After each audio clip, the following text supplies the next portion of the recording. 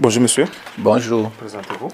je suis Kauto David, proviseur du lycée franco-anglais Espoir, habitant à Baïdambaïla. D'accord. Dites-nous ce qui s'est passé cette nuit. Oui, hier aux environs de 23 heures, j'étais couché dans ma chambre. Finalement, j'écoute des cris d'alarme, comme ça que je suis sorti.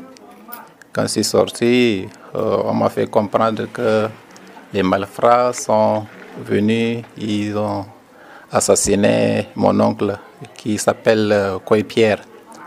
Donc, précipitamment, nous sommes allés sur le lieu et nous avons trouvé qu'il était déjà mort. On a tenté de le ramener à l'hôpital à quelques mètres de chez lui, il est décédé. Sinon, selon le témoignage de ces femmes, ces hommes sont arrivés et ils ont foncé directement sur sa porte. Ils ont commencé à forcer sa porte pour entrer. Et comme c'est en métallique, c'était difficile. C'est comme ça qu'ils sont revenus, ils ont ouvert la porte de l'une de ces femmes.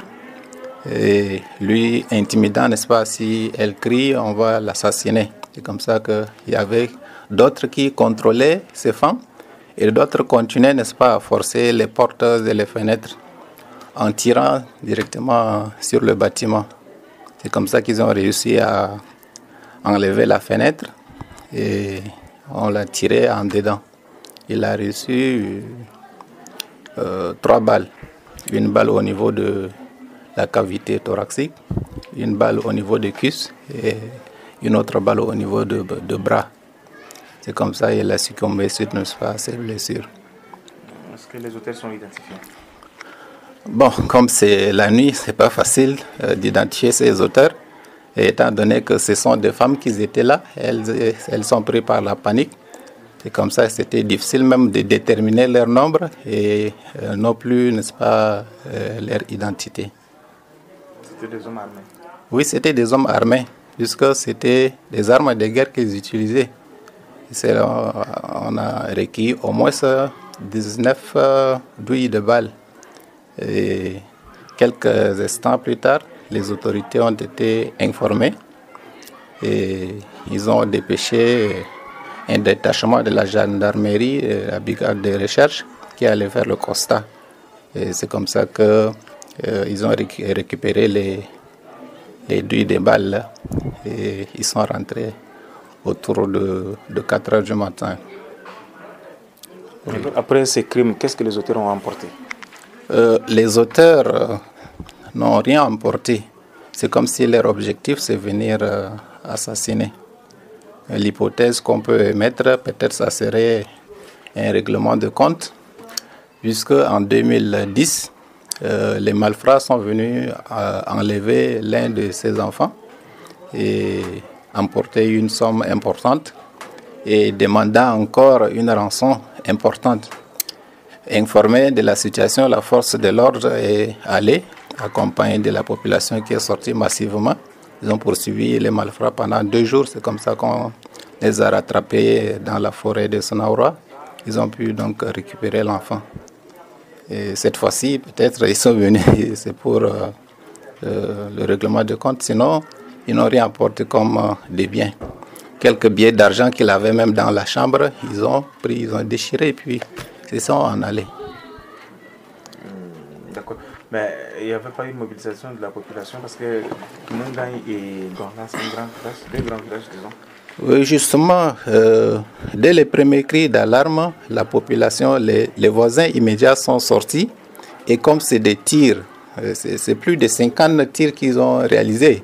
Et comme la population est désarmée, n'a pas des armes à feu, tandis qu'on doit faire face aux hommes qui ont des armes de guerre, alors ce n'était pas facile.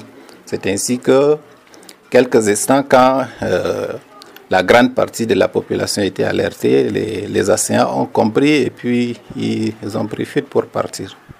Sinon, il y avait une grande mobilisation juste après leur fuite. Il y avait une grande population qui est sortie. Alors là, ils ont fait vers par là ou ils ont continué vers Goumadi? Bon, comme selon toujours le témoignage de ses épouses autant pour moi, quand ils ont assassiné l'oncle, ils ont ressorti par une porte là qui est au niveau du sud-ouest. Donc il y a une petite sortie là qu'ils ont. Ils sont entrés par là, ils sont ressortis par là. C'est ça. D'accord. Pour l'instant, le corps est inhumé? Jusqu'à présent, le corps n'est pas encore inhumé. Nous attendons les dernières nouvelles ou encore recommandations des autorités administratives pour inhumer le corps. D'habitude, quand ces malfrats font irruption chez quelqu'un ou ils menacent un individu, c'est que cette personne a des biens? Oui, justement, je peux vous le dire sans risque de me tromper que c'est un grand producteur de coton. C'est aussi un éleveur. Donc c'est vraiment un pilier de développement pour le village, pourquoi pas pour la région, puisque chaque année il produit plus de 600 à 500 sacs de maïs. Imaginez, cette année il a eu à remplir, je pense, 3 ou 2 caisses de coton avec tout ça. Et peut-être c'est par rapport à ces biens qu'il s'est attiré le malheur.